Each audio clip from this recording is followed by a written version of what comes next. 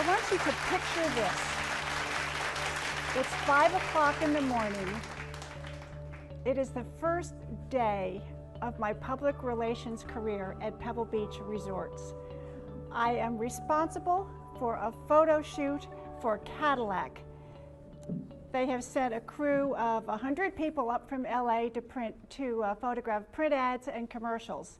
They're going to be there for a week. It is my responsibility to stage them all over Pebble Beach, 17-Mile Drive, the Lodge, so on and so forth. Now, mind you, the first day on your brand new job, you're nervous, right? I was shaking in my boots, and I really, really wanted to make a good impression on these people and have them have confidence in me. So it's dark.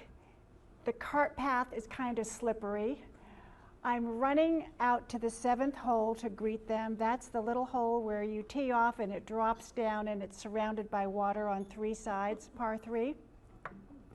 I'm almost there and I stumble in the dark on the edge of the cart path and I break my ankle and my foot. So before I've even gotten to them, Miss Calamity Jane is not exactly Miss Confidence at this point. A kindly golf marshal saw me, he came and collected me and took me in his golf cart out to meet this crew, and so we started our week-long shoot. The second day, and of course now I'm on crutches and I'm hobbling and I'm trying not to show that I'm in pain, I'm out on the golf course with them again and my cell phone goes off. And it's my gynecologist, and he's calling to say, I've got some rather distressing news for you. The tests that we ran last week show that you have uterine cancer. My mother and her mother had both died of it, and so he was really taking that seriously. And he said, I'm going to schedule a complete hysterectomy for next week. Come down to my office tomorrow for the pre-op, tests and so forth. So for the 3rd day in a row and still on crutches, I had to leave my crew for a little while and I went down to my doctor's office and he put his stethoscope on my chest and he said, something is really, really wrong with your heart rhythm. I can't. I told you I was Calamity Jane. He said, I can't touch you until I've sent you to a cardiologist. I'm going to set you up with somebody and I want you to see someone this afternoon. So he did, he made an appointment. I went and saw a cardiologist and it turned out they weren't able to diagnose this that day. They knew that there was a serious problem. It turned out that I had a very bad case of something called cardiomyopathy, which, you're all nodding, you seem to know, so the heart muscle gets really sluggish, lazy, and it throws you into an arrhythmia called ventricular tachycardia, which is the kind of arrhythmia that causes sudden cardiac arrest and can kill you. So, okay, I'm 58 years old now.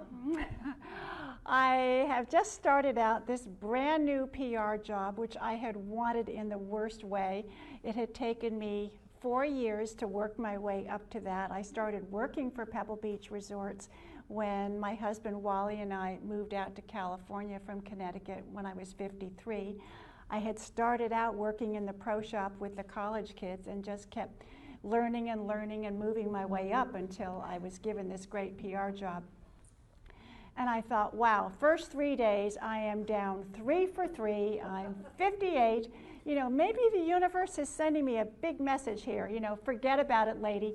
Go home to your husband, your 7 grandchildren it was at the time, and don't try to take on this enormous job because it entailed handling the public relations and media for not just the golf course, but Pebble Beach Resorts actually has 3 hotels, 4 golf courses, 17-Mile Drive, 9 restaurants, and a 40,000 square foot spa. It's a huge job. But I thought, damn it, no, I want this job, I want this career, I really want the second half of my life to be just as fabulous in a totally different way from the first half. And so I resolved to get through it. Pebble Beach very kindly held my job open for me. I had the surgery. I've now got an implanted defibrillator, and everything carried on just beautifully. Well, I can't tell you what a great decision that was. I'm sure you all have probably reached a crossroads at one time or another in your life. Have you? Show of hands, have you all faced something and you've thought later, gosh, what if I had done this? And what if, how would it have turned out if I had done that? Well, by making the decision to stick with that job and to move forward and to take advantage of all the wonderful opportunities that life had to offer, it was just the greatest thing that could have happened to me. The first thing that happened, well, the first thing I realized really was that I absolutely had to gain confidence. I had gone to an all-girls, very, very strict boarding school, and then gone off to college where I met Wally, and we married when I was 20. We had 6 children by the time I was 30 because I had been an only child in boarding school from the age of 7, and I had great dreams of having the Brady Bunch family, which we really did.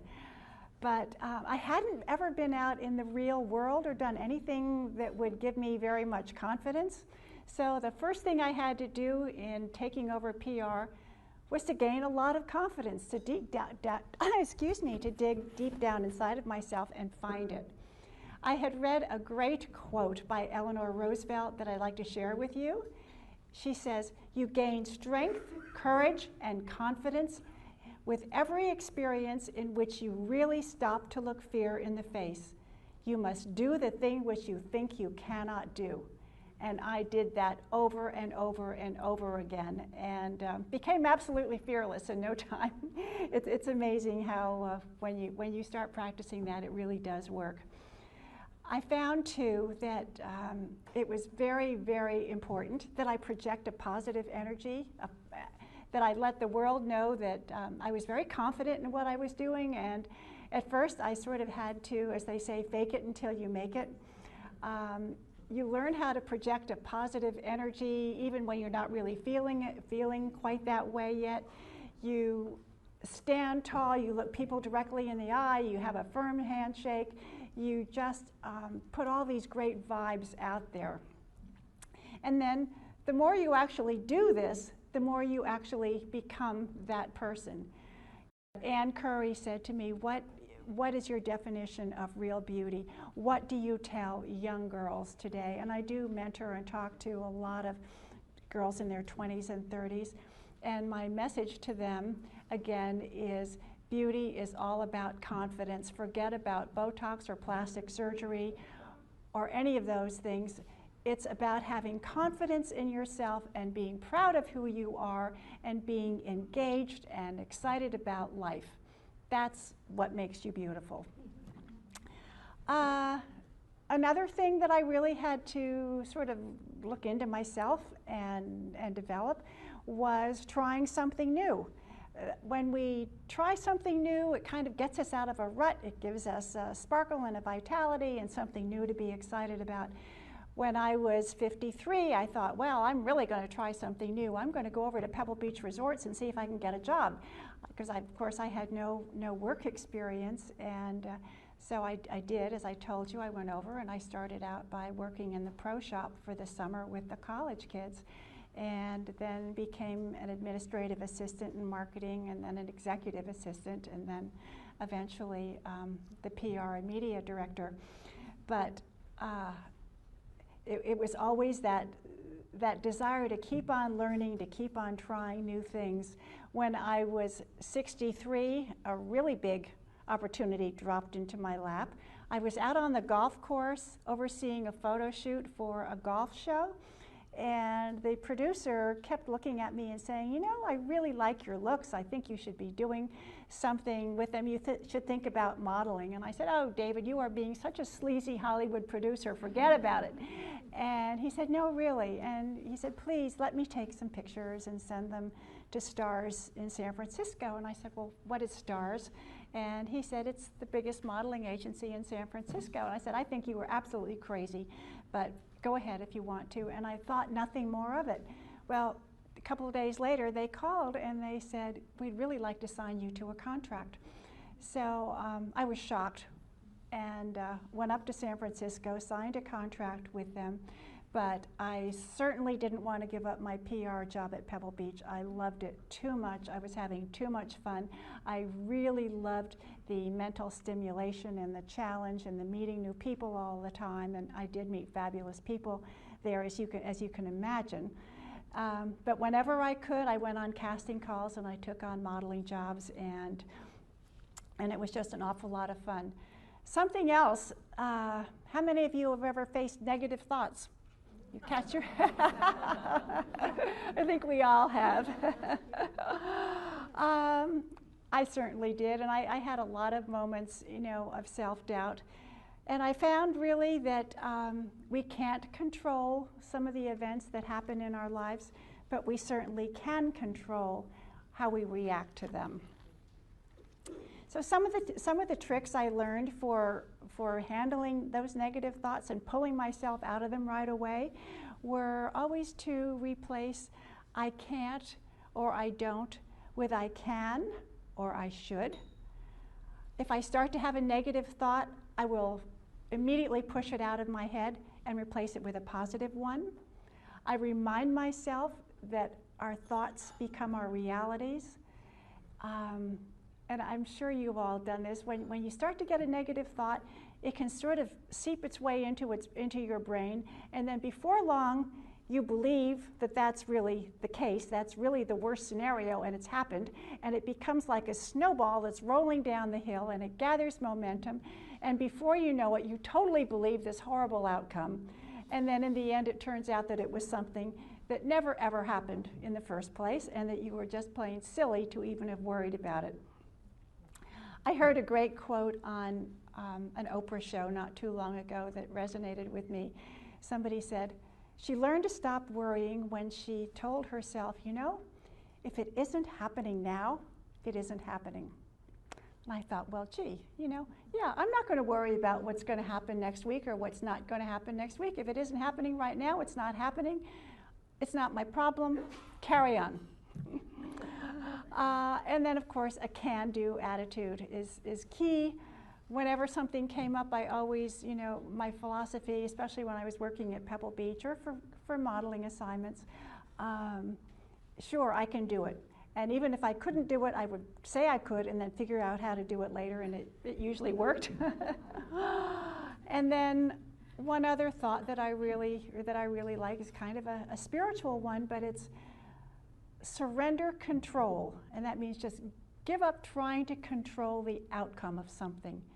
Surrender control and let life surprise you.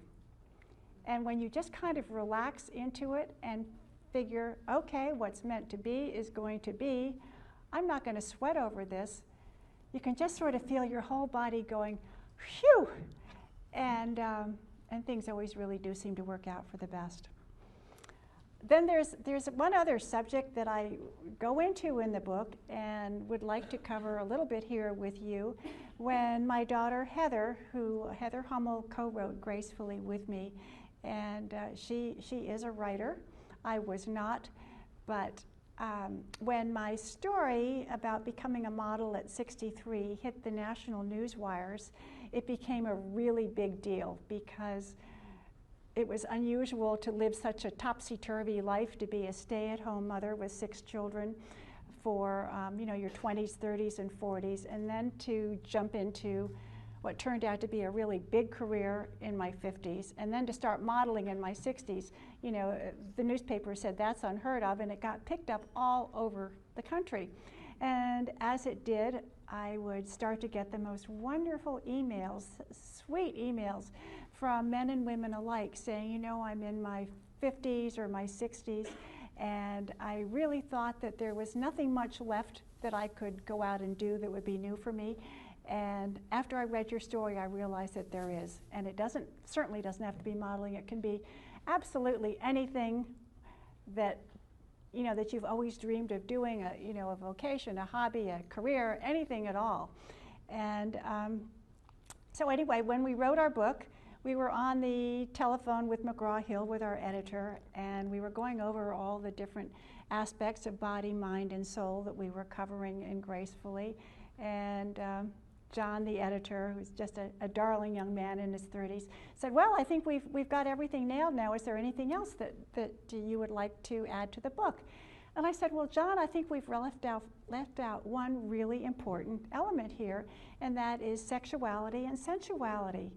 And he said, oh my gosh, you're absolutely right. That's so important. We have to include it. At which point, Heather said, okay, Mom, that ball is in your court. I have no part of it. And that was fine with me. I had a lot of fun. I had a lot of fun writing it. I'll read you just one little quote from that, which is that where I said, life is sensual and we are sensual beings. Sensuality enriches the soul as much as it enriches the body and the mind. It is grand in breadth and scope. When we engage our senses, we reach a dimension outside of ourselves. Exploring the 5 senses, touch, taste, hearing, sight, and smell, is a great way to keep your sensuality and your sexuality young and vital. After all, sensuality is it's the meeting ground for body, mind, and soul. It's the core essential of communication and intimacy. It is more about that and the tenderness and the caring than, and the sense of adventure as we get older. It's about a willingness to take risks.